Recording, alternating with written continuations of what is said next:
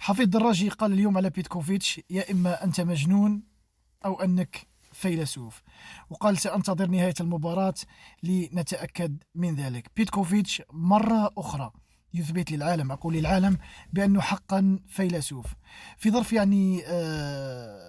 يعني دقيقتين ولا ثلاثة أجرى زوج تغييرات اللي خلاها للوقت الإضافي، خلاها لآخر اللحظات، يعني في آخر 8 دقائق من عمر الوقت الإضافي الثاني. دخل زروقي وعادل بولبينا.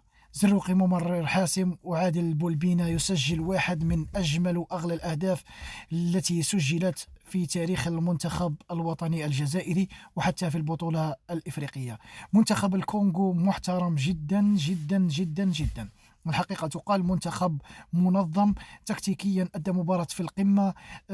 قوة بدنية رهيبة عند لاعبي منتخب الكونغو. المنتخب الجزائري أدى واحدة من أجمل المباريات. كل اللاعبين أدوا اللي عليهم، كل اللاعبين أدوا، يعني كانوا منضبطين تكتيكيا، التزموا بتعليمات المدرب. أخطاء قليلة اليوم. صراحة مباراة كبيرة كبيرة كبيرة جدا. وكأس إفريقيا بالمغرب تفقد منتخب كبير بخروج الكونغو اليوم.